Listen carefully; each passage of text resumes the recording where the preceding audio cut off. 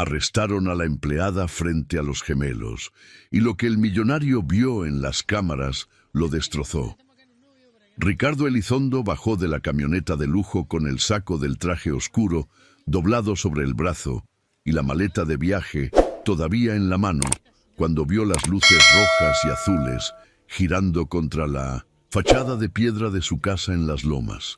Una patrulla estaba estacionada frente al portón con el motor encendido y las puertas abiertas, y dos policías uniformados estaban parados en la banqueta sosteniendo cada uno un brazo de una mujer que Ricardo tardó 3 segundos en reconocer, porque nunca la había visto así. Era Chelo, Consuelo Ramírez, la mujer que limpiaba su casa y cuidaba a sus hijos desde hacía 2 años. Estaba de pie entre los dos policías con las manos esposadas al frente del cuerpo. El uniforme gris arrugado y torcido, como si alguien la hubiera jalado, el chongo que siempre llevaba apretado medio deshecho con mechones cayéndole sobre la cara, y los ojos rojos, hinchados, mirando al piso con una expresión que no era de culpa ni de vergüenza, sino de algo peor, la expresión de alguien que sabe que está pasando algo injusto, pero que no tiene ningún poder para detenerlo. Y, agarrados a sus piernas, con los brazos apretados alrededor de sus rodillas, como si soltarla fuera a caer al vacío, estaban Emiliano y Sebastián. Emiliano lloraba con la cara enterrada en la tela del uniforme de Chelo, con ese llanto ahogado y constante de los niños que llevan mucho tiempo llorando y ya no les sale la voz. Sebastián lloraba también, pero con los ojos abiertos, mirando a los policías, con una furia que no debería existir en la cara de un niño de 4 años, gritando con la voz desgarrada: «¡No se la lleven! Chelito no hizo nada. ¡No se la lleven!». Ricardo soltó la maleta. La maleta cayó sobre la banqueta con un golpe sordo que nadie escuchó, porque el grito de Sebastián llenaba toda la calle. «¿Qué está pasando aquí?», dijo Ricardo, y la voz le salió firme porque todavía no entendía, porque el cerebro tarda en procesar lo que los ojos están viendo, cuando lo que los ojos están viendo no tiene ningún sentido. Uno de los policías lo miró de arriba abajo. «¿Usted es el señor Elizondo?». «Sí, soy yo». «¿Qué está pasando?». El policía se acomodó el cinturón con un movimiento lento que a Ricardo le pareció insoportablemente tranquilo para la situación.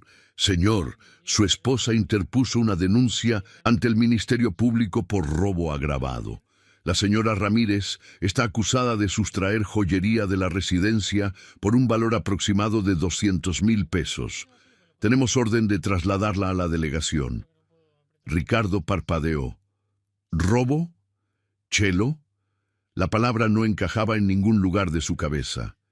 Era como tratar de meter una pieza de rompecabezas en un espacio que no le correspondía. Chelo, la mujer que llevaba 2 años abriendo la puerta de su casa a las 6 de la mañana y cerrándola a las 8 de la noche. La mujer que nunca había roto un vaso, que nunca había llegado tarde, que nunca había pedido un adelanto ni un centavo de más, que doblaba la ropa de sus hijos con una precisión que él no tenía ni para sus propios trajes. Esa mujer estaba esposada en la banqueta de su casa acusada de robar 200,000 pesos en joyas. Entonces la vio. Claudia, su esposa, estaba parada en el marco de la puerta, principal, con los brazos cruzados sobre el pecho, el pelo liso perfecto cayéndole sobre los hombros, las uñas recién arregladas de un color vino oscuro, y una expresión que Ricardo no supo cómo interpretar en ese momento, pero que después, mucho después, iba a recordar con una claridad que le revolvería el estómago. Era la expresión de alguien que está viendo cómo un plan funciona exactamente como lo planeó. Claudia no estaba angustiada, no estaba preocupada, no estaba sorprendida, estaba satisfecha, pero Ricardo no lo vio todavía. Todavía no tenía las herramientas para ver lo que estaba frente a sus ojos, porque llevaba años sin mirar de verdad lo que pasaba dentro de su propia casa. «Claudia, ¿qué pasó?». ¿Qué es esto?, le preguntó caminando hacia ella. Claudia descolgó los brazos con un suspiro calculado. Lo que tenía que pasar, Ricardo. Te dije que esa mujer no era de fiar. Revisé mi joyero esta mañana y faltaban 3 piezas. El collar de diamantes que me regalaste en nuestro aniversario, los aretes de esmeralda y la pulsera de oro. Todo desapareció. Y la única que tiene acceso a la habitación principal, aparte de nosotros, es ella. Ricardo miró a Chelo. Chelo levantó la cabeza por primera vez desde que él había llegado. Las esposas de metal le habían dejado una marca rojiza en las muñecas, una línea que Ricardo pudo ver desde donde estaba, una línea que se le grabó en la memoria como algo que nunca debió haber existido en las manos de esa mujer. Y Chelo lo miró directo a los ojos, con esas pupilas oscuras que normalmente no revelaban nada, que normalmente se mantenían bajas y discretas, como corresponde a alguien que aprendió desde los 16 años que, en este mundo, hay personas que pueden mirarte a los ojos y personas que no. Y le dijo con una voz que le tembló, pero que no se quebró: yo no robé nada, señor. Se lo juro por mis hijos, se lo juro por mi hermana, se lo juro por la memoria de mi madre. Yo no tomé nada que no fuera mío. Un vecino de la casa de enfrente había salido a ver qué pasaba. Una señora caminaba despacio por la banqueta con un perro pequeño, mirando la escena con esa curiosidad que la gente de las lomas disfraza de preocupación. Las luces de la patrulla seguían girando, pintando la fachada de piedra de rojo y azul, como un latido visual que no se detenía. Sebastián soltó la pierna de Chelo y corrió hacia Ricardo. Se paró frente a él con los puños cerrados y las mejillas empapadas y le gritó con una rabia que le salía del fondo del pecho: papá, diles que la suelten. Chelito no es ladrona. Chelito es buena. Diles, papá, diles que la suelten. Emiliano no soltó a Chelo. Se aferró con más fuerza, hundiéndola cara en su uniforme, temblando con un temblor que Ricardo sintió en su propio cuerpo, aunque estaba a 3 metros de distancia. Y en ese momento, mientras los policías empezaban a caminar hacia la patrulla con Chelo entre ellos, y Emiliano se agarraba de su uniforme con las 2 manos hasta que un policía tuvo que separarlo con cuidado, y Sebastián golpeaba la pierna del policía con sus puños de 4 años gritando que la soltaran, y Claudia observaba todo desde la puerta sin moverse, sin intervenir, sin abrazar a sus hijos que lloraban a gritos en la banqueta de su propia casa. Ricardo sintió que algo se le desacomodaba por dentro, algo que todavía no podía nombrar, algo que tenía la forma de una pregunta que no quería hacerse, pero que ya estaba ahí, instalada entre el pecho y la garganta, como un hueso que no se puede tragar. ¿Por qué Claudia no estaba abrazando a los niños? Ricardo no entró a la casa de inmediato. Se quedó parado en la banqueta con Sebastián, agarrado de su mano izquierda, y Emiliano pegado a su pierna derecha, viendo cómo la patrulla se alejaba por la calle, con Chelo adentro, con las luces girando cada vez más pequeñas hasta que doblaron en la esquina y desaparecieron. Sebastián apretaba la mano de su padre con una fuerza que no correspondía a un cuerpo de 4 años. Emiliano temblaba contra la tela del pantalón del traje, como un animal chiquito que ha sido sacado del único lugar donde se sentía seguro. Ricardo cargó a Emiliano con un brazo y tomó a Sebastián de la mano con el otro y caminó hacia la puerta. Claudia seguía ahí en el marco, con los brazos cruzados y esa postura que Ricardo conocía bien, la postura de quien ya decidió algo y está esperando a que los demás se pongan de acuerdo con su decisión. Ricardo la pasó de largo sin decirle nada. Entró a la sala, sentó a los gemelos en el sillón y se arrodilló frente a ellos. Emiliano no lo miraba. Tenía los ojos fijos en la puerta de entrada, como si estuviera esperando que Chelo apareciera por ahí en cualquier momento. Sebastián sí lo miraba, directo, con esos ojos que no sabían esconder nada. Labán A traer de regreso, papá. Ricardo no supo qué responder, porque la verdad era que no sabía nada. No sabía si Chelo había robado o no. No sabía por qué su esposa estaba tan tranquila. No sabía por qué sus hijos parecían más destrozados por la ausencia de la empleada que por la presencia de su propia madre. Lo único que sabía era que algo no encajaba, y el primer pedazo que no encajaba estaba en la cocina, esperándolo con una copa de vino tinto en la mano como si nada hubiera pasado. Ricardo entró a la cocina. Claudia estaba recargada contra la barra de granito, con la copa entre los dedos y el teléfono en la otra mano, revisando algo en la pantalla con la naturalidad de alguien que acaba de hacer un trámite menor, no de alguien que acaba de mandar arrestar a la mujer que cuida a sus hijos. «Explícame», dijo Ricardo. Claudia dejó el teléfono sobre la barra. Sacó su propio celular y le mostró una foto. Era el interior de un cajón forrado de terciopelo negro, vacío, con las marcas hundidas donde habían estado las piezas.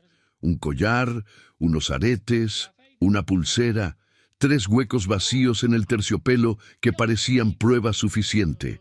Ahí estaban mis joyas, Ricardo, las que tú me regalaste. 200,000 pesos en joyería que desaparecieron mientras tú andabas en Guadalajara cerrando tu contrato.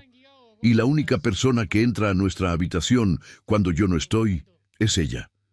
Ricardo miró la foto, miró el cajón, y algo se le trabó en la cabeza. Algo pequeño pero insistente, como una piedra en el zapato que no puedes ignorar aunque quieras. Ese cajón no era donde Claudia guardaba las joyas. Él lo sabía, porque él había comprado el joyero de caoba donde Claudia guardaba las piezas importantes.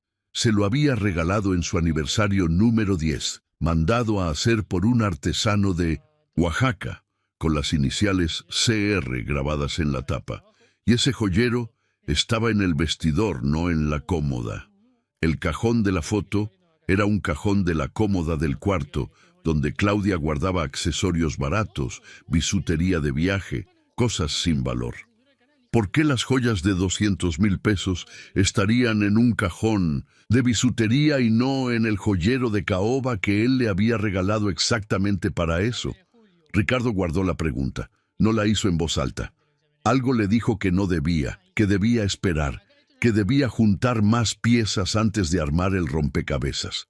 Claudia lo miraba con la barbilla levantada y los ojos fijos, como retándolo a dudar de ella. Ricardo fue al estudio, cerró la puerta, se sentó en la silla de cuero frente al escritorio y se apretó los ojos con los dedos. 2 años. Chelo llevaba 2 años trabajando en esa casa.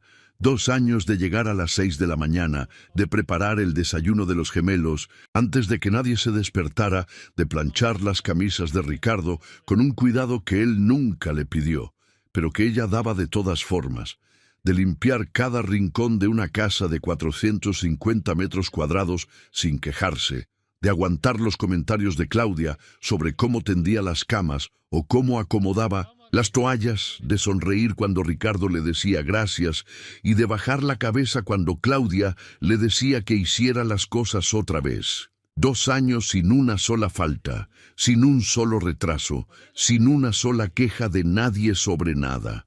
Ricardo abrió la laptop y buscó el expediente que tenía de Chelo desde que la contrató. Ahí estaba todo. Consuelo Ramírez Gutiérrez, nacida en Iztapalapa, 31 años, soltera, sin hijos. Huérfana de madre desde los 16, la madre había muerto de cáncer cervicouterino en un hospital público donde la atendieron 3 meses después de que le detectaron el tumor, porque antes no había cama disponible. El padre nunca apareció.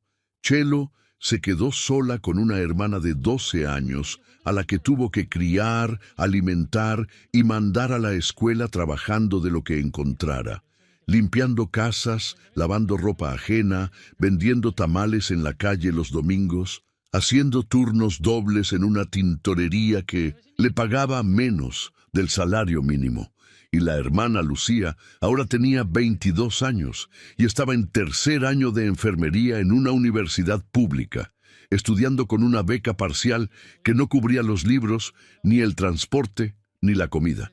Chelo pagaba el resto.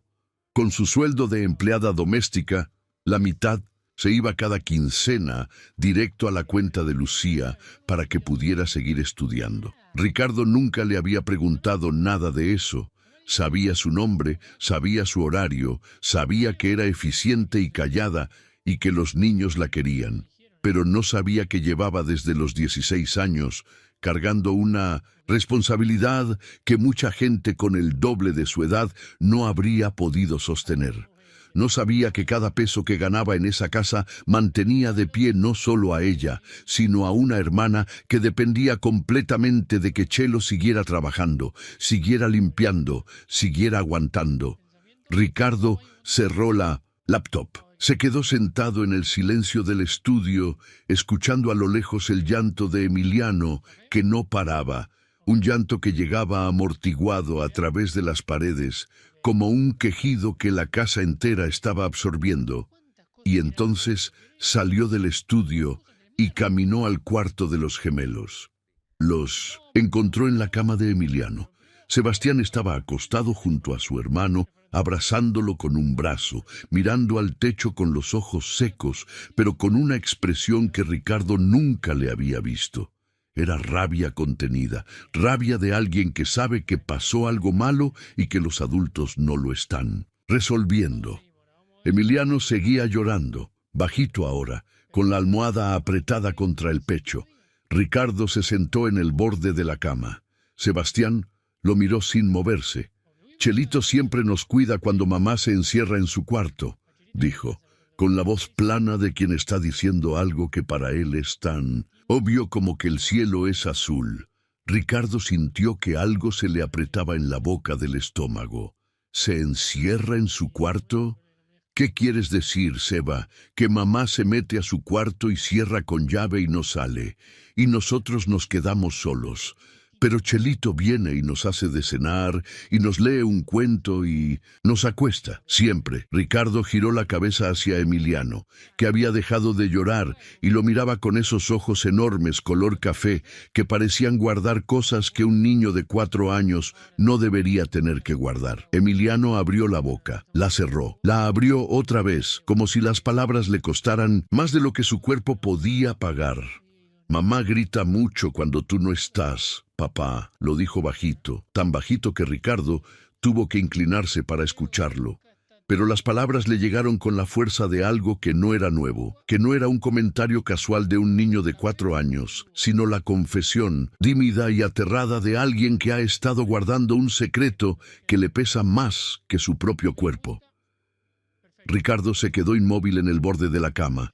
El corazón le latía en las sienes. Las manos le hormigueaban. Sebastián lo miraba esperando una reacción. Emiliano había vuelto a esconder la cara en la almohada como si hubiera dicho demasiado y ahora quisiera desaparecer. Y Ricardo sentado ahí en el cuarto de sus hijos, rodeado de juguetes caros y paredes pintadas de azul cielo y una lámpara con forma de cohete que Claudia había comprado en una tienda exclusiva para niños, se dio cuenta de algo que le cayó encima como un balde de agua helada en la madrugada, que no tenía idea de lo que pasaba en su propia casa cuando él no estaba. Que los viajes de negocios, las juntas en Guadalajara, los contratos en Monterrey, las cenas con inversionistas en restaurantes donde una botella de vino costaba más de lo que Chelo ganaba en una semana. Todo eso había sido una cortina espesa y cara, detrás de la cual sus hijos vivían una realidad que él nunca se había tomado el tiempo de mirar.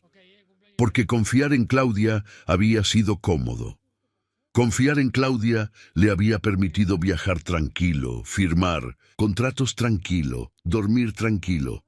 Y ahora, con las palabras de un niño de 4 años todavía vibrándole en los oídos, la tranquilidad se estaba convirtiendo en algo que se parecía mucho a la culpa.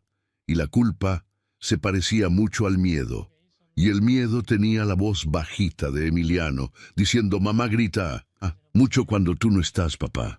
Chelo pasó esa noche en una celda de la delegación de Coajimalpa que medía menos que el baño de visitas de la casa de los Elizondo.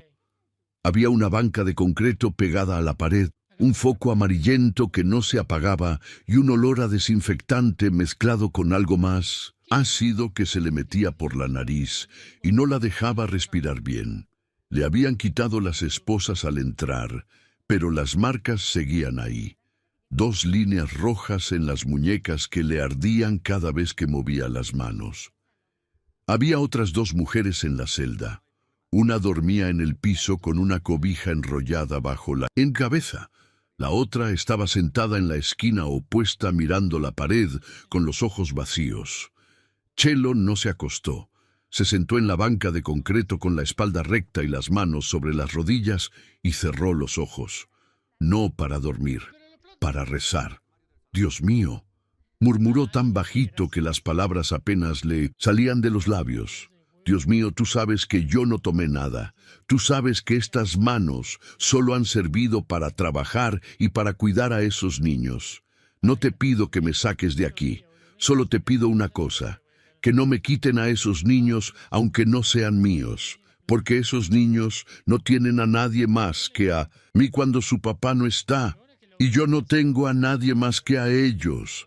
Las lágrimas le bajaron por las mejillas sin que ella hiciera nada por limpiarlas. Se quedaron ahí, cayendo sobre el uniforme gris que todavía olía a la casa de los Elizondo, al suavizante que ella usaba para la ropa de los gemelos, a Sam, las tortillas de maíz que había calentado esa mañana para el desayuno de los niños, antes de que todo se desmoronara.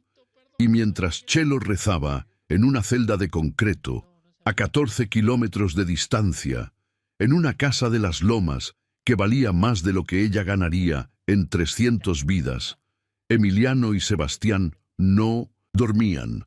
Ricardo los había acostado a las 9, les había puesto la pijama con la torpeza de alguien que no recordaba cuál era la de cada uno. Les había dicho que todo iba a estar bien con una voz que ni él se creía y había apagado la luz. A las 9:30, Emiliano empezó a llorar, no un llanto fuerte, sino un quejido constante, bajo, rítmico, como el sonido de algo que se está rompiendo despacio. Ricardo fue al cuarto y se sentó junto a él. Emiliano no lo miró. Tenía los ojos abiertos pero fijos en la puerta del cuarto, esperando a alguien que no iba a llegar. «¿Quieres agua, Emi?», le preguntó Ricardo. Emiliano negó con la cabeza sin dejar de mirar la puerta. «¿Quieres que te lea algo?». Otro no con la cabeza. «¿Qué quieres, hijo?». Emiliano juntó las cejas y se le arrugó la barbilla con ese gesto que hacen los niños cuando están a punto de decir algo que les duele. «Quiero a Chelito». Ricardo sintió que las palabras le entraban por el pecho, como agujas pequeñas que se clavaban una a una en un lugar que no sabía que existía.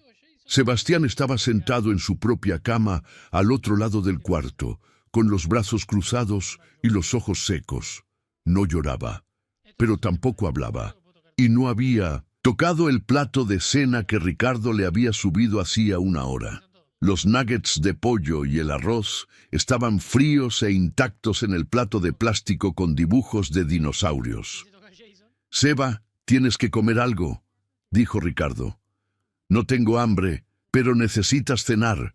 No voy a cenar hasta que traigan a Chelito». Lo dijo con la misma firmeza con la que lo hubiera dicho un adulto declarando una huelga. Sin drama, sin berrinche, sin negociación. Era una decisión tomada por un niño de 4 años que había encontrado la única forma de protesta que su cuerpo le permitía. No comer hasta que el mundo se arreglara. Ricardo bajó a la cocina con el plato intacto en la mano. Claudia estaba sentada en la barra con una segunda copa de vino y el teléfono en la mano. Cuando lo vio entrar con el plato lleno, levantó una ceja. «No quiso cenar», dijo Ricardo, y puso el plato sobre la barra con un ruido seco que hizo que Claudia levantara los ojos de la pantalla. «Ya se le va a pasar. Están haciendo berrinche porque extrañan a la muchacha. Se les olvida rápido a esa edad».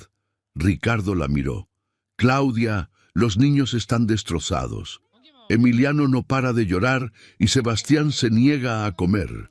porque están acostumbrados a que la sirvienta los malcríe. Les da todo lo que piden, los consiente como si fueran sus hijos. Por eso se ponen así. Mañana les compras un juguete y se les pasa. Ricardo apretó la mandíbula. Algo le subió por el pecho, una mezcla de frustración y de algo más oscuro, algo que se parecía a la sospecha, pero que todavía no se atrevía a llamar por su nombre. Claudia, necesito que me expliques algo. El joyero que yo te regalé, el de caoba, el que mandé a hacer en Oaxaca con tus iniciales, ¿dónde está? Claudia no parpadeó. En el vestidor, donde siempre. ¿Y por qué las joyas estaban en el cajón de la cómoda y no en el joyero? Claudia tomó un sorbo de vino antes de responder. A veces las guardo ahí cuando tengo prisa. No siempre las pongo en el joyero. La respuesta fue rápida, demasiado rápida. Como algo que ya estaba preparado, listo para ser dicho, en el momento exacto en que alguien hiciera esa pregunta. Ricardo la miró durante 3 segundos sin decir nada. Claudia sostuvo la mirada. Ni un temblor, ni un parpadeo de más, ni una gota de duda en los ojos. Y eso, precisamente eso, fue lo que le confirmó a Ricardo que algo estaba mal. Porque las personas que dicen la verdad dudan, tartamudean, se contradicen en detalles pequeños, buscan en la memoria, pero las personas que mienten tienen las respuestas listas, pulidas, empaquetadas como regalos que solo hay que entregar. Ricardo subió al estudio, cerró la puerta con llave, encendió la computadora y entró al sistema de las cámaras de seguridad que había instalado hacía un año, cuando hubo una serie de robos en la colonia. 6 cámaras, una en la entrada, una en el jardín, una en la cocina, una en el pasillo del segundo piso, una en la sala y una en el vestidor que Claudia nunca supo que estaba ahí porque Ricardo la había puesto cuando ella estaba de viaje con sus amigas en Cancún. Él mismo se había olvidado de esa cámara hasta este momento. El sistema guardaba 30 días de grabación continua. Ricardo seleccionó las últimas 48 horas y empezó a revisar. La cámara de la cocina mostraba a Chelo preparando el desayuno a las 5:50 de la mañana del día anterior. Sola, en silencio. Cortando fruta, calentando leche, poniendo 2 platos de cereal con plátano picado en la mesa antes de que nadie se despertara. La cámara de la sala mostraba a los gemelos viendo televisión con Chelo sentada entre los dos. Emiliano, recargado, en su brazo, Sebastián explicándole algo con las manos. Claudia no aparecía. La cámara del pasillo mostraba a Claudia saliendo de su habitación a las 11 de la mañana. Pasando frente al cuarto de los gemelos sin detenerse, bajando las escaleras con el teléfono en la mano. Y entonces Ricardo llegó a la grabación de las 2 de la tarde del día anterior, la cámara del vestidor, y lo que vio le secó la boca y le puso las manos frías. Claudia entrando al vestidor, sola, mirando hacia atrás para asegurarse de que nadie la seguía, caminando hasta la cómoda, abriendo el cajón de arriba, sacando el collar de diamantes, los aretes de esmeralda y la pulsera de oro del joyero de caoba que estaba justo al lado, poniéndolos en el cajón de la cómoda, después sacándolos del cajón y guardándolos en una maleta negra que estaba en la parte de atrás del closet, detrás de los abrigos de invierno que nadie usaba en Ciudad de México. Claudia había sacado sus propias joyas del joyero, las había movido al cajón. Después las había sacado del cajón y las había escondido en la maleta. Y luego había llamado a la policía para denunciar que habían desaparecido del cajón. Ricardo pausó la grabación. La imagen de Claudia se quedó congelada en la pantalla, con la maleta negra en las manos y una expresión en el rostro que Ricardo iba a recordar cada noche durante los próximos meses antes de quedarse dormido. Era la expresión concentrada y metódica de alguien que está armando una trampa. No había duda, no había ambigüedad, no había espacio para otra interpretación. La denuncia era falsa, fabricada, y la mujer que la había fabricado estaba abajo en la cocina tomando su tercera copa de vino, mientras la mujer inocente que ella había mandado a arrestar dormía en una celda de concreto con las marcas de las esposas todavía rojas en las muñecas. Ricardo se recargó contra el respaldo de la silla y se quedó mirando la pantalla apagada, con las manos abiertas sobre el escritorio, y una presión en el pecho que no era dolor ni enojo, sino algo más frío, más profundo, más parecido a lo que siente alguien cuando descubre que la persona en la que más confió en el mundo le mintió mirándolo a los ojos. Y en el silencio del estudio, amortiguado por las paredes y la puerta cerrada con llave, todavía llegaba el sonido del llanto de Emiliano. Un quejido suave, constante, rítmico, como un reloj que marca el tiempo que Chelo lleva fuera de esa casa. Ricardo no durmió. A las 5 de la mañana ya estaba sentado en el estudio con el teléfono en la mano, esperando a que dieran las 7 para hacer la llamada que iba a cambiar todo. A las 7 en punto, marcó el número de Héctor Medina, el abogado penalista que había sacado de problemas legales a medio sector empresarial de la Ciudad de México. Héctor contestó al segundo timbre con la voz ronca de alguien que todavía no tomaba su primer café. Ricardo no se disculpó por la hora. Héctor, necesito que saques a una persona de la delegación de Coajimalpa. Hoy, esta mañana, ahora. Le explicó todo en 4 minutos.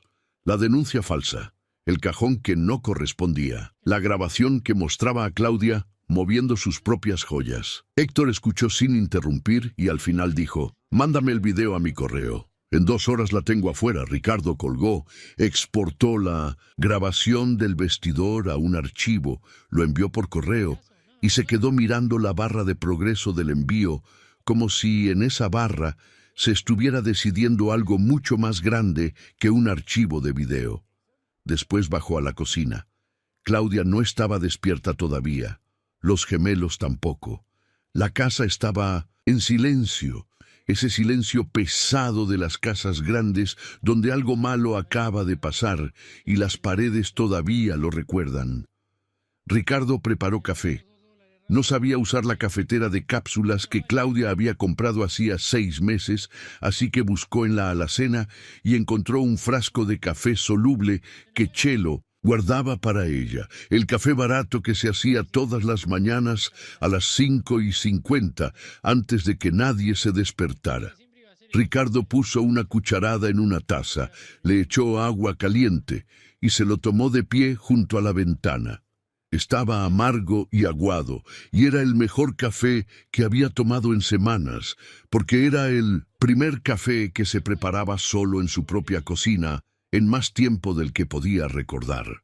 A las 9:15 sonó el teléfono. Era Héctor. Ya está. La denuncia se retiró por falta de elementos y con la evidencia del video se abrió una averiguación previa por denuncia falsa contra tu esposa. La señora Ramírez está libre. Puedes pasar por ella. Ricardo agarró las llaves de la camioneta y salió de la casa sin decirle nada a Claudia. Manejó hasta la delegación con las manos apretadas en el volante y un nudo en la garganta que no se le deshacía por más que tragara. El edificio de la delegación era gris, cuadrado, con pintura descascarada en la fachada y un letrero de metal que decía Ministerio Público en letras que alguna vez fueron doradas. Ricardo se estacionó en doble fila, entró y dio su nombre en la recepción.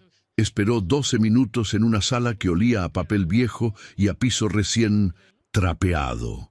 Y entonces la puerta del fondo se abrió y Chelo apareció. Caminaba despacio, con pasos cortos, como si el cuerpo le pesara más de lo que debía.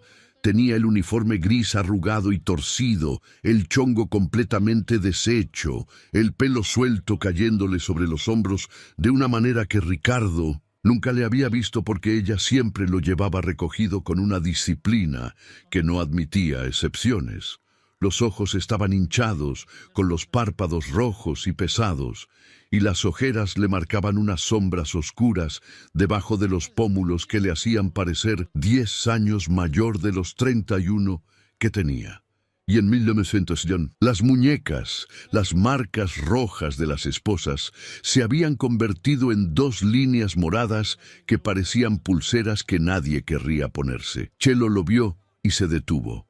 Lo miró con esos ojos oscuros que normalmente no revelaban nada, pero que ahora estaban llenos de algo que Ricardo no supo identificar de inmediato. No era gratitud, no era alivio. Era algo más complicado, algo que se parecía a la vergüenza de haber sido vista en un lugar donde no merecía estar. «Señor Elizondo», dijo, y la voz le salió rasposa, gastada, como si las cuerdas vocales le hubieran pasado la noche apretadas, igual que las muñecas.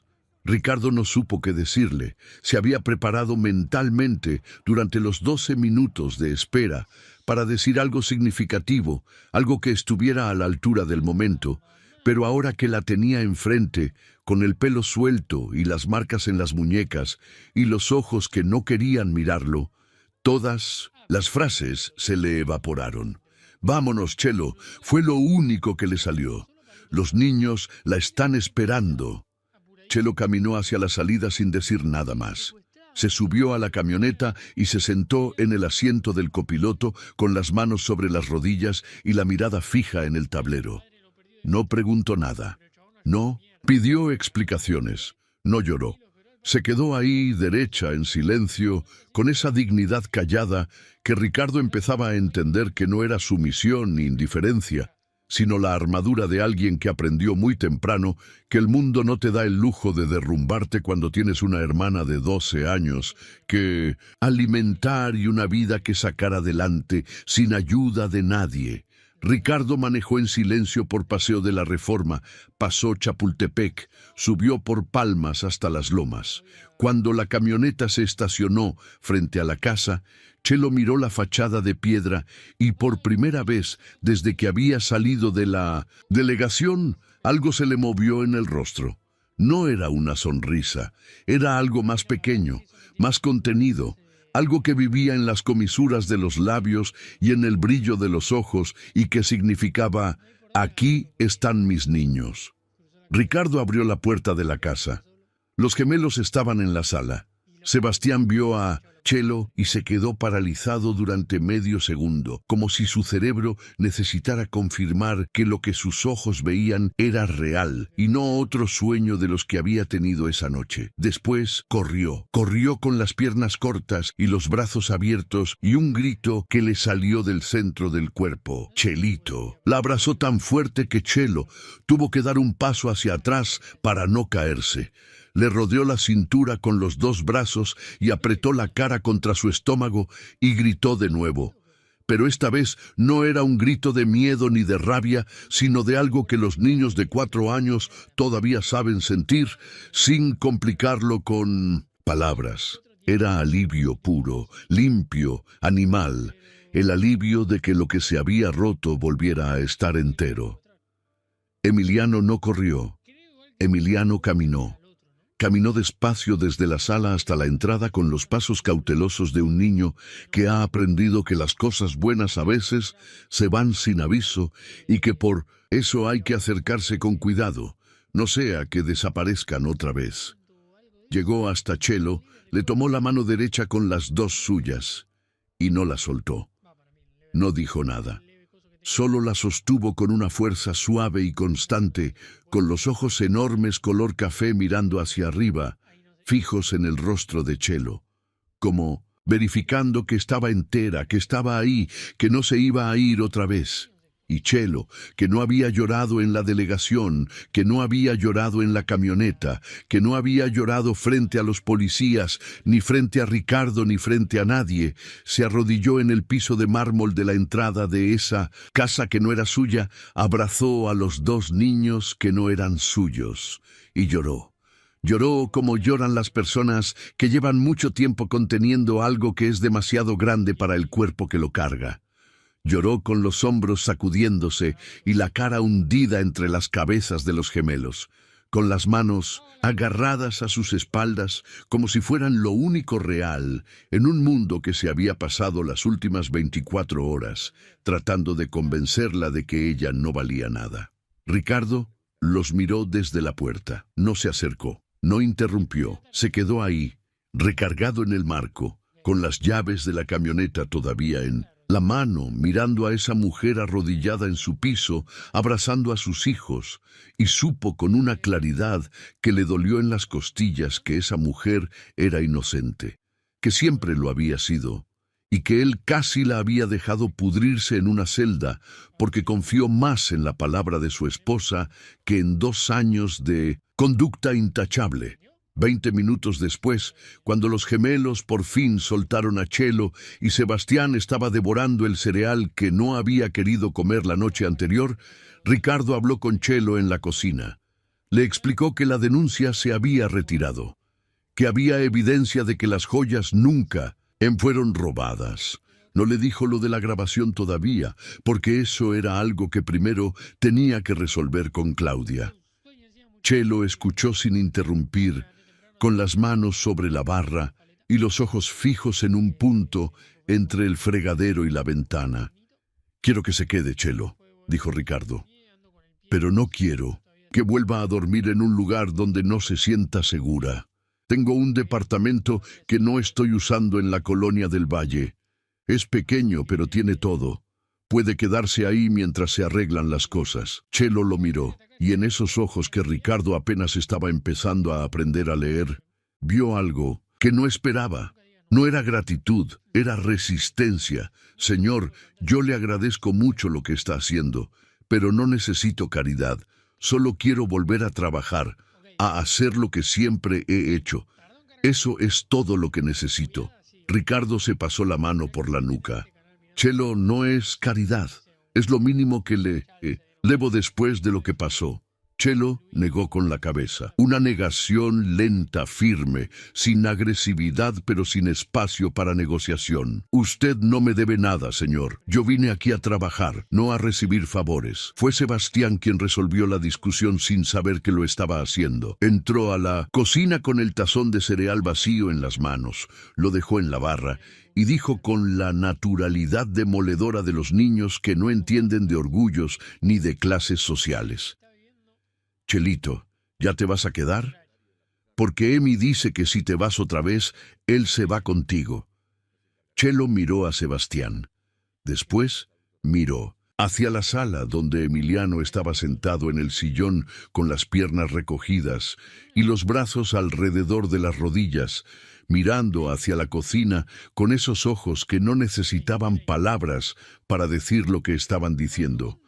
Y Chelo aceptó el departamento. No por ella, no por Ricardo, por un niño de 4 años que no podía vivir con miedo de que la única persona que lo hacía sentir seguro desapareciera otra vez en la parte de atrás de una patrulla.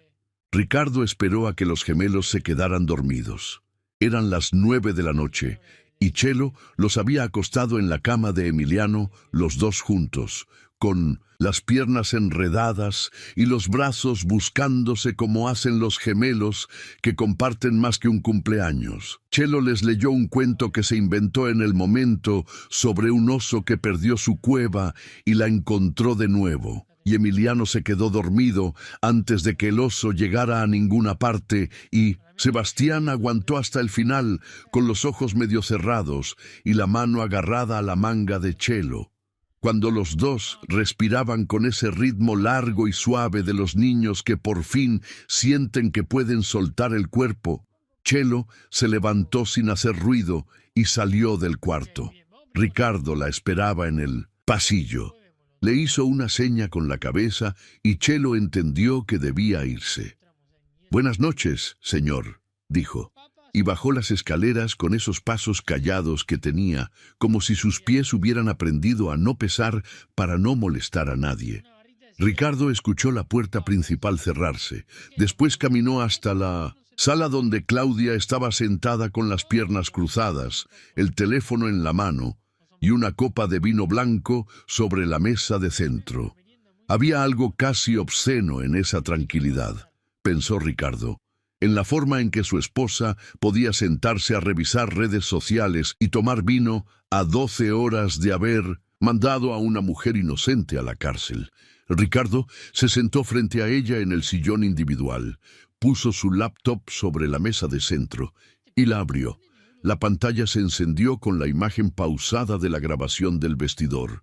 Claudia de espaldas, frente a la cómoda, con el cajón abierto. Claudia miró la pantalla. La copa de vino se detuvo a medio camino entre la mesa y sus labios, y algo cambió en sus ojos. Algo que duró menos de un segundo, pero que Ricardo captó porque estaba buscándolo.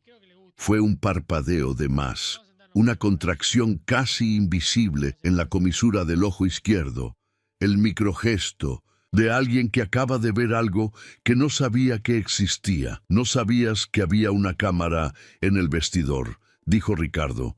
No era una pregunta. Claudia dejó la copa sobre la mesa con un movimiento lento, controlado, como si el control fuera lo último que le quedaba y estuviera decidida a no soltarlo. Ricardo, yo puedo explicar eso.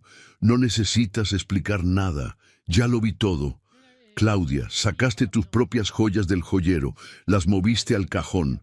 Después las sacaste del cajón y las escondiste en la maleta negra que está detrás de los abrigos de invierno. Y luego llamaste a la policía para decir que habían desaparecido del cajón. Inventaste un robo que nunca existió para meter a Chelo a la cárcel. El silencio que siguió no fue largo, pero fue denso, espeso, del tipo que se instala entre dos personas cuando una de ellas sabe que la verdad ya no tiene dónde esconderse y la otra está esperando esperando que sale de los escombros. Claudia intentó una última defensa. Esa mujer estaba alejando a mis hijos de mí, Ricardo. Cada día los tenía más controlados. Les hacía de comer, los bañaba, les leía cuentos, les festejaba todo. Mis propios hijos me llaman Claudia y a ella le dicen Chelito con una sonrisa, que a mí nunca me dan. ¿Tú sabes lo que se siente que tus hijos prefieran a la sirvienta? La voz le subió al final, cargada de algo que podría haber sido dolor si no viniera envuelto en una capa gruesa de orgullo herido y de una rabia que no estaba dirigida a nadie en particular, sino a la situación entera, a la injusticia de haber dado a luz a dos niños que no la miraban con amor.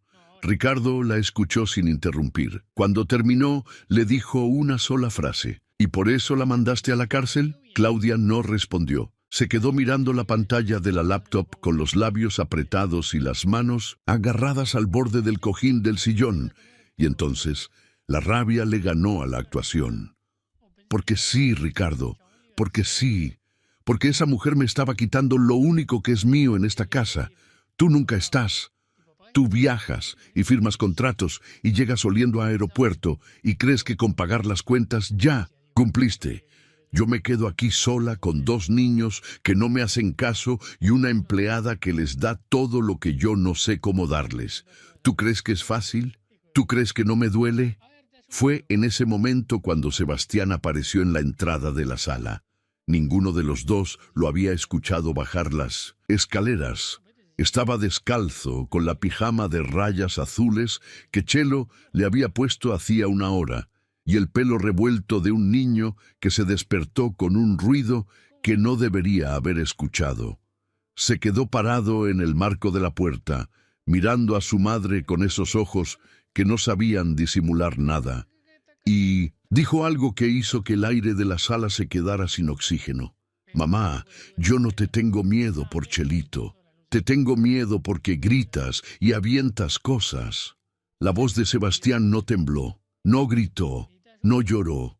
Habló con la claridad limpia y terrible de un niño de 4 años que está diciendo algo que lleva mucho tiempo guardado y que por fin encontró la puerta de salida. Claudia se quedó inmóvil, la boca le quedó entreabierta y las manos se le aflojaron sobre los cojines como si le hubieran quitado la fuerza de golpe. Ricardo miró a su hijo. «¿Qué cosas avientas, Seba?» «Platos», dijo Sebastián, «y vasos, y...» Una vez aventó el control de la tele contra la pared y se rompió. Y grita fuerte, grita tanto que a Emi le da dolor de panza y se esconde detrás de Chelito porque Chelito es la única que no grita. Ricardo sintió que algo se le desmoronaba por dentro, algo que no era una pared ni una estructura, sino algo más fundamental, más profundo, la idea misma de que su casa era un lugar seguro para sus hijos. Se volvió hacia la laptop. Sus manos se movían solas. Abrió las grabaciones de los últimos 3 meses, las cámaras de la sala, de la cocina, del pasillo del segundo piso, y empezó a ver. Grabación del 14 de octubre.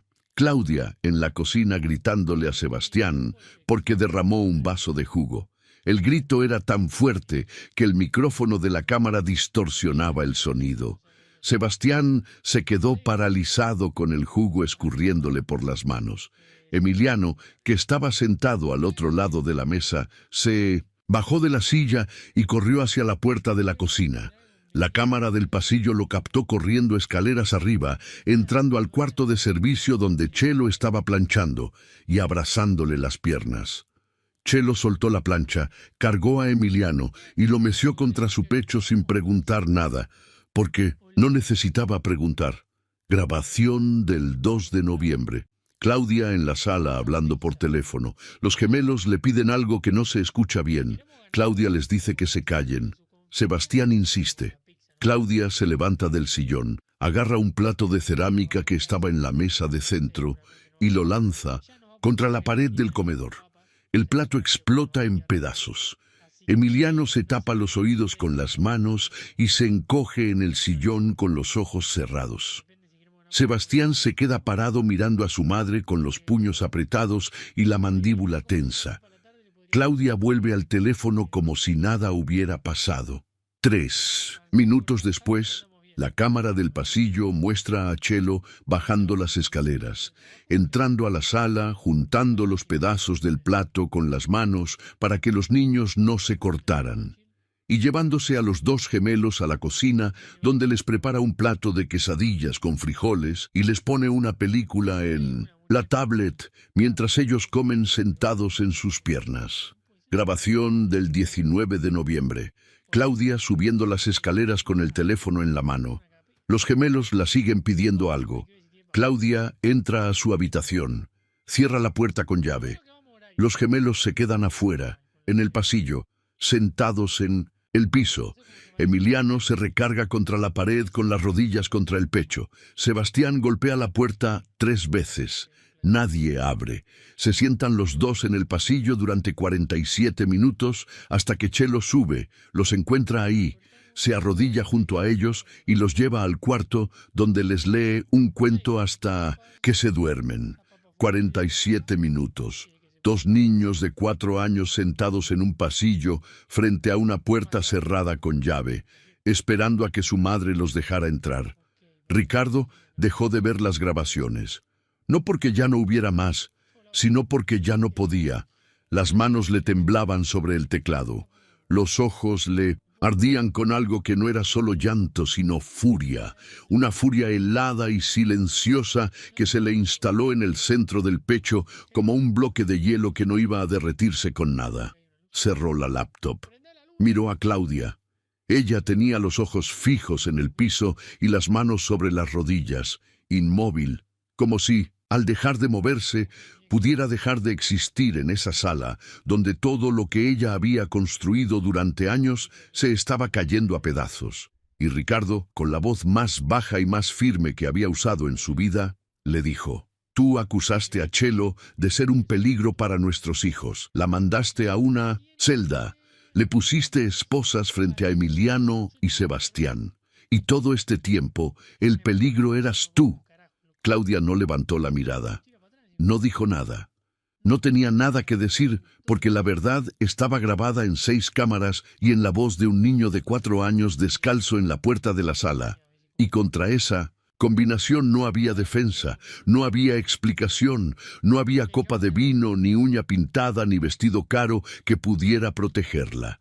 Sebastián seguía parado en el marco de la puerta. Ricardo caminó hasta él, se arrodilló y lo abrazó. Sebastián lo dejó.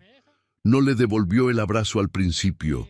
Solo se quedó ahí, rígido, con los brazos a los costados, como si estuviera evaluando si ese abrazo era de los que duran o de los que desaparecen cuando papá tiene que tomar un avión.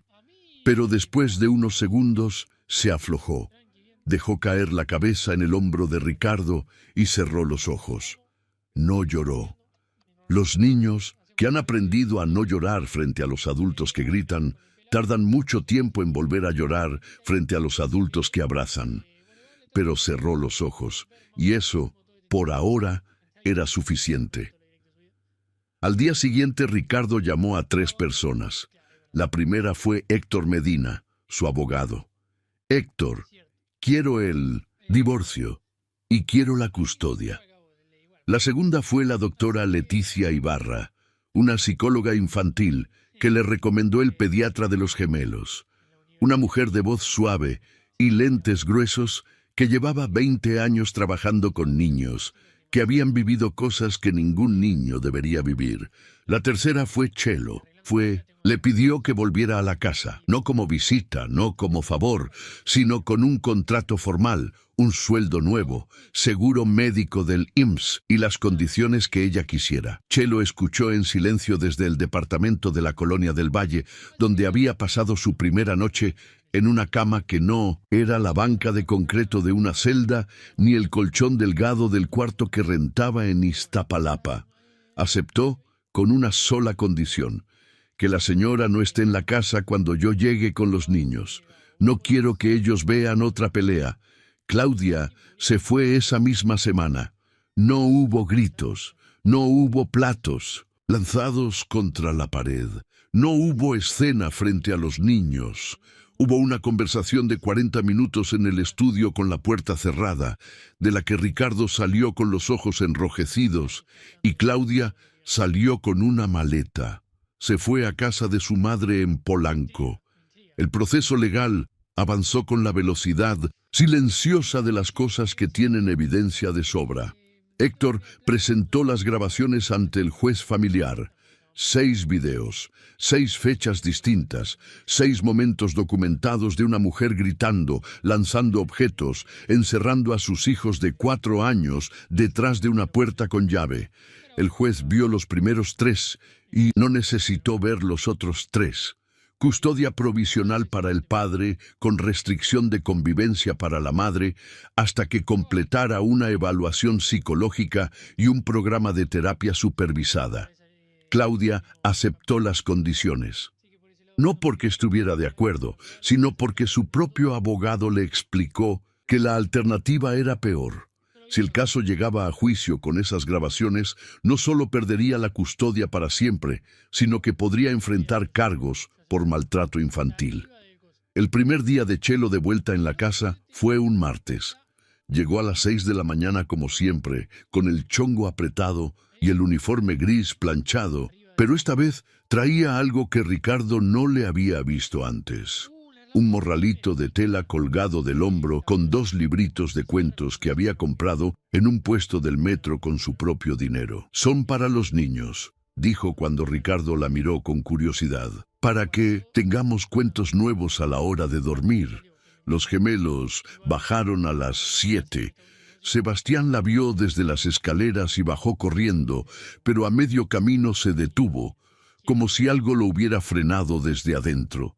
Se quedó parado en el último escalón, mirándola con una expresión que Ricardo no le había visto. No era alegría ni alivio, era cautela. La cautela de un niño que ha aprendido que las personas que quiere pueden desaparecer sin aviso y que, por lo tanto, cada regreso debe verificarse antes de celebrarse. «Chelito», dijo, y la voz le salió más bajita de lo normal.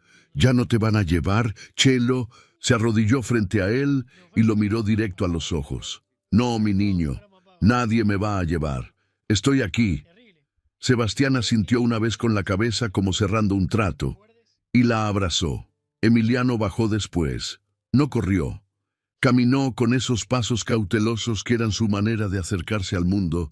Se detuvo a 1 metro de Chelo y la miró con esos ojos enormes color café que siempre parecían estar calculando si era seguro acercarse o no. Chelo no se movió, no estiró los brazos, no lo llamó, Solo se quedó ahí, arrodillada, esperando, porque sabía algo que Ricardo estaba empezando a aprender, que a los inocentes niños que han tenido miedo no se les puede apurar. Hay que dejarlos venir cuando estén listos, a su tiempo, a su ritmo, con la certeza de que nadie los va a jalar, ni a empujar, ni a gritar si tardan demasiado.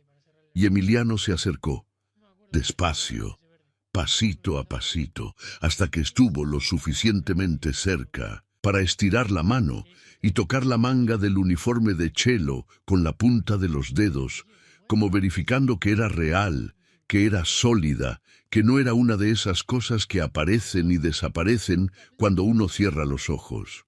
Chelo no se movió. Emiliano tocó la manga, después la mano, después el brazo, y cuando por fin se convenció de que Chelo estaba ahí de verdad, se dejó caer contra ella con todo el peso de su cuerpo chiquito y cerró los ojos. La terapia empezó la semana siguiente. La doctora Ibarra llegaba los martes y jueves a las 4 de la tarde. Se sentaba en el piso del cuarto de juegos con los gemelos y jugaba con ellos durante 1 hora. No les hacía preguntas directas, no les pedía que hablaran de lo que había pasado. Les ponía plastilina, crayones, bloques de madera y los dejaba hacer lo que quisieran mientras ella observaba y de vez en cuando hacía comentarios suaves sobre lo que estaban construyendo o dibujando. Sebastián hacía torres altísimas con los bloques y después las derribaba con la mano abierta, una y otra vez. Construir y destruir, construir y destruir. La doctora le dijo a Ricardo que era normal, que era la forma en que los niños procesan situaciones donde sintieron que no tenían control, repitiendo un ciclo donde ellos deciden cuándo algo se cae y cuándo se vuelve a levantar. Emiliano dibujaba, en silencio, con la concentración fruncida de un niño que está poniendo en el papel algo que no puede poner en palabras. La doctora le pidió un día que dibujara a su familia. Emiliano tomó un crayón café y dibujó 4 figuras. La primera era alta, con una raya azul, que era la corbata de papá. La segunda era más chica, con un circulito gris alrededor del cuerpo, que era el uniforme de Chelo. La tercera y la cuarta eran 2 figuras iguales, del mismo tamaño, una pegada a la figura de la corbata y otra pegada a la figura del uniforme. Seba y yo, dijo señalándolas. La doctora miró el dibujo. ¿Y mamá? Emiliano se quedó callado un momento. Después agarró un crayón rojo y dibujó una figura más chica, separada de las otras, en la esquina de abajo de la hoja. No le puso brazos. La doctora le mostró el dibujo a Ricardo esa tarde. Los niños dibujan el mundo como lo sienten, no como lo ven, le explicó. Emiliano siente que su familia son 4, usted, Chelo, su hermano y él. Su mamá está presente, pero alejada y sin la capacidad de abrazarlos. Eso es lo que significa una figura sin brazos en la esquina. Ricardo miró el dibujo y sintió que algo se le cerraba en el pecho con una presión que no era nueva, pero que ahora tenía forma y color. Era un crayón rojo en la esquina de una hoja de papel. Las semanas fueron pasando con esa lentitud buena que tienen los procesos de sanación, esa lentitud que no se puede apresurar porque los cimientos nuevos necesitan secarse antes de que uno pueda construir encima. Ricardo aprendió a preparar el desayuno. No le salía bien. El primer día quemó los huevos, y Sebastián le dijo con absoluta honestidad que los huevos de Chelito no olían a llanta. Chelo se rió desde la puerta de la cocina, una risa corta que se le escapó antes de que pudiera taparse la boca con la mano, y fue la primera vez que Ricardo la escuchaba reírse en 2 años.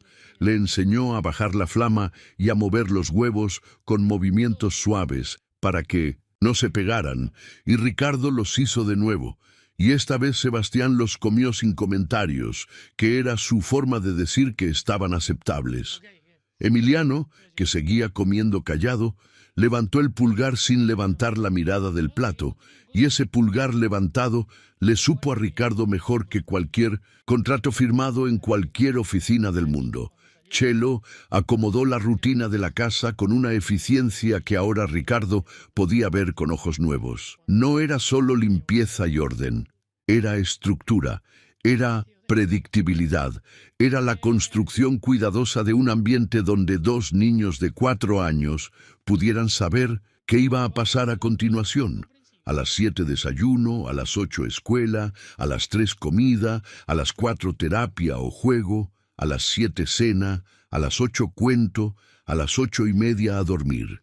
Cada hora en su lugar, cada actividad en su momento, cada transición anunciada con tiempo para que nadie se asustara con un cambio repentino. Porque eso es lo que necesitan los niños que vivieron con caos. Necesitan saber que el mundo tiene un orden que no se va a romper cuando alguien tenga un mal día. Y dentro de esa rutina, algo empezó a cambiar en Emiliano. No fue un cambio espectacular ni un momento dramático que se pudiera señalar con el dedo. Fue algo gradual, algo que se notaba en detalles que solo alguien que lo mirara con atención podría ver. Dejó de caminar pegado a la pared cuando cruzaba el pasillo. Dejó de encogerse cuando alguien levantaba la voz en la televisión. Dejó de buscar a Chelo con los ojos cada vez que se abría una puerta. Un día, 3 semanas después de que Claudia se fue, Ricardo estaba sentado en la sala leyendo un correo en el teléfono cuando sintió algo en la pierna. Bajó la mirada y encontró a Emiliano parado junto al sillón, mirándolo con los ojos enormes, pero sin miedo, sin cautela, sin esa evaluación constante que hacía antes de acercarse a cualquier adulto que no fuera Chelo. «Papá, ¿me lees un cuento?» Ricardo dejó el teléfono en la mesa, lo dejó con la pantalla hacia abajo y dijo: «Claro que sí, Emi, el que tú quieras». Y Emiliano sonrió, una sonrisa chiquita, apenas visible, que le arrugó las esquinas de los ojos y le levantó las mejillas medio centímetro, pero estaba ahí, y Ricardo supo que esa sonrisa era la primera cosa verdaderamente importante que había construido en esa casa. Pasaron 2 años que no se midieron en contratos firmados, ni en metros cuadrados construidos, ni en cifras de cuenta bancaria, sino en cosas más pequeñas y más valiosas. En la primera vez que Emiliano dijo buenos días sin que nadie se lo pidiera, en la primera vez que Sebastián perdió un partido de fútbol y no se enojó sino que le dio la mano al otro equipo, en la primera vez que Ricardo llegó a casa antes de las 5 de la tarde y los gemelos no lo miraron con sorpresa, sino con la normalidad de quien ve algo que pasa todos los días. Emiliano cumplió 6 años y entró a primero de primaria en una escuela pública cerca de la casa, porque Ricardo decidió que sus hijos iban a crecer rodeados de niños de todas partes, y no solo de niños que se parecían a ellos. El primer día de clases, Chelo lo acompañó hasta la puerta del salón. Emiliano caminó con su mochila azul, que le quedaba un poco grande, y sus zapatos nuevos que todavía le sacaban ampollas. Y cuando llegó a la entrada del salón, se detuvo. Chelo se arrodilló a su altura. «¿Estás bien, mi niño?» Emiliano asintió, pero no se movió. Se quedó parado en la puerta mirando hacia adentro, donde 28 niños que no conocía estaban sentados en butacas organizadas en filas, hablando entre ellos con esa energía ruidosa y desordenada que tienen los salones de primero de primaria a las 8 de la mañana.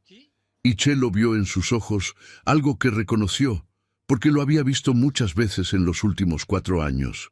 El momento exacto en que Emiliano decide si esconderse o avanzar. Antes, siempre se escondía. Se metía detrás de sus piernas, o detrás de un mueble, o detrás del silencio que era su refugio más antiguo. Pero esta vez, Emiliano hizo algo diferente. Se acomodó las correas de la mochila con las 2 manos, respiró una vez con la boca y caminó hacia adentro, solo, sin voltear, sin buscar la mano de Chelo, sin pedir que lo acompañaran. Caminó hasta una butaca vacía en la segunda fila, se sentó y puso las manos sobre el escritorio. Chelo se quedó parada en la puerta viéndolo, y sintió que algo se le aflojaba en el pecho, algo que llevaba 4 años cargando con la fuerza callada de quien sostiene algo frágil sin que nadie se lo pida. La preocupación constante de que ese niño se quedara atrapado para siempre detrás de su propio miedo. Pero Emiliano estaba sentado en esa butaca con la espalda recta y las manos quietas, mirando al frente, esperando a que la maestra empezara a hablar. Y cuando la maestra preguntó quién quería presentarse primero, 3 manos se levantaron. Una de ellas era la de Emiliano. La maestra lo señaló. Emiliano se puso de pie. «Me llamo Emiliano Elizondo», dijo, y la voz le salió clara, sin temblor, sin el tartamudeo que había tenido durante meses después de que Claudia se fue. «Tengo 6 años. Vivo con mi papá, mi hermano Seba y Chelito, y me gusta dibujar». Se sentó. 2 niñas aplaudieron. Un niño de la fila de atrás le preguntó quién era Chelito. Emiliano lo miró y dijo con la sencillez de quien está diciendo algo tan obvio que no entiende por qué hay que explicarlo. «Es la persona que me cuida». Chelo no escuchó eso porque ya se había alejado de la puerta. Pero cuando la maestra se lo contó por teléfono esa tarde, tuvo que sentarse en la silla de la cocina y apretar los ojos con los dedos porque algo le subió por la garganta que no la dejaba hablar. Sebastián entró al mismo colegio, pero se adaptó de la forma en que Sebastián se adaptaba a todo, como si el mundo fuera un lugar que estaba esperándolo y no al revés. En la primera semana ya tenía 4 amigos. En la segunda semana ya estaba en el equipo de fútbol de la escuela. No era el más hábil con el balón, pero era el que más corría y el que más gritaba. Y los otros niños lo seguían porque había algo en Sebastián que hacía que la gente quisiera estar de su lado. Y tenía una costumbre que la maestra de educación física le mencionó a Ricardo en la primera junta de padres. Cada vez que un niño más chico se caía en el recreo, Sebastián era el primero en correr a levantarlo. No lo hacía con aspavientos ni esperando que alguien lo viera. Lo hacía con la naturalidad de alguien que sabe lo que se siente estar en el piso y que por eso nunca va a dejar a otro ahí. La maestra dijo que nunca había visto a un niño de 6 años con esa combinación de energía y empatía. Ricardo sonrió cuando lo escuchó, pero por dentro sintió algo que no era solo orgullo, era también el peso de saber que esa empatía no había nacido de la nada, que Sebastián había aprendido a proteger a los demás porque durante años tuvo que proteger a su hermano de algo que ningún niño debería tener que enfrentar. Chelo seguía en la casa, pero el título de su puesto había cambiado porque Ricardo se negó a seguir llamándola empleada doméstica cuando lo que ella hacía excedía cualquier descripción de puesto que existiera. Ahora era coordinadora del hogar, con un sueldo que Chelo había intentado rechazar 3 veces diciendo que era demasiado, y con prestaciones que incluían seguro médico, aguinaldo, vacaciones y una contribución mensual que Ricardo depositaba en una cuenta de ahorro a nombre de ella sin que ella lo supiera, porque sabía que si se lo decía a Chelo lo rechazaría por orgullo. Y había cosas que se podían hacer sin pedir permiso cuando la intención era genuina. Y Lucía, la hermana de Chelo, se graduó de enfermería un jueves de mayo en una ceremonia en el auditorio de la universidad que olía a flores de papel y a perfume barato y a orgullo familiar. Chelo fue con un vestido prestado que le quedaba un poco largo y los ojos llenos de algo que no necesitaba nombre. Ricardo fue también. Se sentó 2 filas detrás de Chelo sin que ella lo hubiera invitado, porque Héctor le había avisado de la fecha y Ricardo decidió que quería estar ahí. Cuando Lucía cruzó el escenario con su toga y su birrete y su diploma en las manos, Chelo se levantó de la silla y aplaudió con las manos abiertas y los ojos cerrados. Y Ricardo vio desde atrás cómo los hombros se le sacudían con un llanto que esta vez no era de dolor, ni de miedo ni de impotencia, sino de algo que pocas personas en el mundo tienen el privilegio de sentir, la certeza de que el sacrificio valió la pena. Lucía bajó del escenario, caminó hasta Chelo y la abrazó. No dijo gracias, no hacía falta, el abrazo lo decía todo. Ricardo había reducido sus viajes a la mitad. Los contratos que antes requerían presencia física ahora se negociaban por videollamada, y los que no podían esperar se resolvían en viajes de un solo día, con vuelo de ida a las 6 de la mañana y vuelo de regreso a las 8 de la noche. Porque Ricardo había entendido algo que no se enseña en ninguna escuela de negocios ni en ningún seminario de liderazgo, que la constructora más importante que iba a levantar en su vida no estaba hecha de concreto y varilla, sino de rutinas, de cenas a las 7, de cuentos antes de dormir, de mañanas preparando huevos revueltos que ya no se le quemaban. Cenaba con los gemelos todas las noches. No importaba si llegaba cansado, no importaba si tenía 47 correos sin contestar, no importaba si el mercado inmobiliario se caía y los socios entraban en pánico. A las 7 de la noche, Ricardo Elizondo estaba sentado en la mesa de la cocina con Emiliano a su izquierda y Sebastián a su derecha. Y Chelo le servía la cena con esas manos que ya no tenían marcas de esposas, sino las marcas normales de alguien que trabaja con dignidad todos los días de su vida.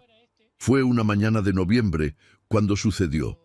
Chelo estaba en la cocina a las 5:50, como siempre, preparando los lonches de los gemelos. La veladora de la Virgen de Guadalupe, que había puesto junto a la ventana cuando regresó a la casa, ardía con su flama anaranjada de siempre, parpadeando sobre la imagen pequeña y desgastada que Chelo había cargado con ella desde Iztapalapa. Ricardo bajó más temprano de lo normal y la encontró de rodillas frente a la veladora, con los ojos cerrados y las manos juntas, murmurando algo que él no alcanzó a escuchar, pero que no necesitaba escuchar para entender. Era agradecimiento. Agradecimiento por los niños que estaban dormidos arriba, por la hermana que ya tenía título de enfermera, por el techo sobre su cabeza, por las manos libres de esposas, por la vida que seguía doliendo en los bordes, pero que en el centro, justo en el centro, tenía algo sólido y tibio que se parecía mucho a la paz. Ricardo esperó a que terminara. Cuando Chelo abrió los ojos y lo vio parado en la puerta de la cocina, se levantó rápido, alisándose el uniforme con las manos, como hacía siempre que alguien la encontraba en un momento que sentía privado. «Perdón, señor. Ya estoy preparando los lonches». Ricardo negó con la cabeza. «No se disculpe, Chelo», y se quedó callado un momento, buscando las palabras que llevaba meses queriendo decir, pero que nunca encontraban el momento correcto para salir. «Chelo, usted salvó a mis hijos de algo que yo ni sabía que estaba pasando. Yo viajaba, firmaba contratos, ganaba dinero, y mientras tanto mis hijos estaban viviendo algo que ningún niño merece vivir. Y la única persona que los protegió, la única que separó entre ellos y lo que les estaba haciendo daño, fue usted. Eso no se paga con dinero. Eso no se paga con un contrato, ni con un departamento, ni con un aumento.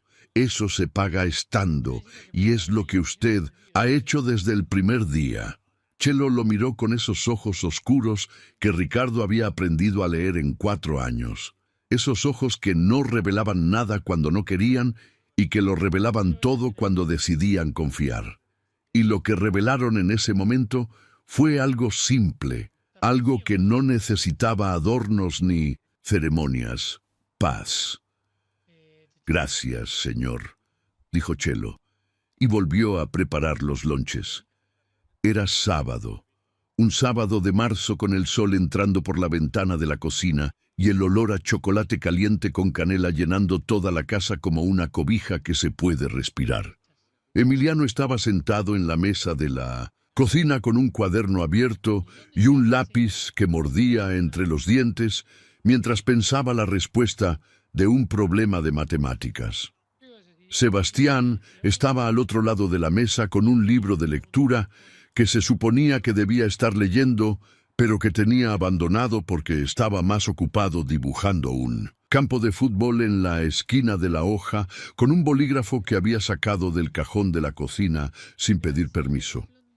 Chelo estaba frente a la estufa moviendo la olla del chocolate con una cuchara de madera, esa cuchara vieja que había traído de Iztapalapa cuando volvió a la casa y que se negaba a cambiar por ninguna de las cucharas nuevas que Ricardo había comprado, porque esa cuchara había sido de su mamá, y las cosas que fueron de las mamás que ya no están no se cambian por nada del mundo. El chocolate hervía despacio, con ese borboteo suave que sonaba como una conversación entre la leche y el cacao. Y Chelo le agregó un toque más de canela porque Sebastián siempre decía que le faltaba canela, aunque le pusiera el doble. Emiliano levantó la cabeza del cuaderno. «Chelito, ¿cuánto es 7 más 8? ¿Tú qué crees?», respondió Chelo sin voltear, porque había aprendido que Emiliano sabía las respuestas. Solo necesitaba que alguien le confirmara que estaba bien buscarlas. Emiliano contó con los dedos debajo de la mesa, donde creía que nadie lo veía, aunque Chelo lo veía siempre. 15, dijo. Chelo asintió. «Muy bien, mi niño». Sebastián levantó la vista del campo de fútbol. «Eso ya me lo sabía. Yo desde hace mucho», dijo, con esa competitividad que no era presunción, sino la forma en que Sebastián le decía a su hermano que él también podía. Emiliano no le contestó. Solo sonrió y siguió escribiendo. Y esa sonrisa que 2 años atrás no existía, que 2 años atrás estaba enterrada debajo de capas y capas de miedo y silencio y noches de esconderse detrás del uniforme de Chelo para que los gritos no lo alcanzaran. Esa sonrisa ahora aparecía sin esfuerzo, sin permiso, sin necesidad de verificar primero si era seguro sonreír. La puerta de la entrada se abrió. Pasos en el recibidor. Ricardo apareció en la puerta de la cocina, con el saco del traje doblado sobre el brazo, igual que aquella noche de hacía 2 años, cuando llegó de viaje y encontró una patrulla frente a su casa. Pero esta vez no había luces rojas ni azules, no había esposas, ni gritos ni llanto, no había nada que no debiera estar ahí. Solo sus hijos haciendo tarea y Chelo moviendo el chocolate y el sol de la tarde pintando la cocina de un color dorado que se parecía mucho a la tranquilidad. «Llegaste temprano, papá», dijo Sebastián sin levantar la vista del dibujo. «Sí», respondió Ricardo. «Ya no me gusta llegar tarde». Se quitó los zapatos, se aflojó la corbata y se sentó en la mesa entre los 2 gemelos. Chelo le sirvió una taza de chocolate sin que él la pidiera, porque después de 4 años ya sabía que Ricardo tomaba chocolate caliente los sábados, aunque nunca lo hubiera dicho en voz alta, porque hay cosas que las personas que cuidan aprenden sin que nadie se las enseñe. Ricardo tomó un sorbo. Estaba caliente, dulce, con el toque de canela que Sebastián siempre exigía y que a Ricardo le recordaba algo que no podía nombrar, pero que se sentía como volver a un lugar donde uno estuvo de niño y que creía que ya no existía. La cocina estaba en silencio, pero no el silencio pesado de las casas donde alguien tiene miedo. No el silencio tenso de las cocinas donde la próxima palabra podía ser un grito. Era el silencio bueno, el silencio que existe cuando nadie necesita hablar para saber que las cosas están bien, cuando los cuerpos están relajados y las manos están ocupadas y el aire huele a chocolate y a canela y a casa. Emiliano terminó su tarea, cerró el cuaderno y se recargó contra el brazo de Ricardo con la naturalidad de alguien que ya no necesita pedir permiso para acercarse. Sebastián siguió dibujando su campo de fútbol con la concentración de un arquitecto en miniatura. Chelo lavó la olla y la puso a secar junto a la ventana donde la veladora seguía ardiendo, como ardía todas las mañanas, como iba a seguir ardiendo mientras Chelo tuviera manos para encenderla y algo por lo cual dar gracias. Y Ricardo, sentado en esa mesa de cocina que había costado una fracción de lo que costaba la mesa del comedor formal que ya nadie usaba, con sus dos hijos a los lados y una taza de chocolate entre las manos, entendió algo que las grabaciones de las cámaras le habían enseñado, pero que solo ahora, en este silencio de sábado, terminaba de comprender del todo. Que la verdad no solo estaba grabada en las cámaras, que la verdad más importante siempre estuvo en los ojos de dos niños que nadie se detuvo a mirar. En los ojos de Emiliano, que se escondía porque tenía miedo. En los ojos de Sebastián, que gritaba porque nadie más lo hacía. En los ojos de Chelo, que cuidaba porque no sabía hacer otra cosa con el amor que le sobraba.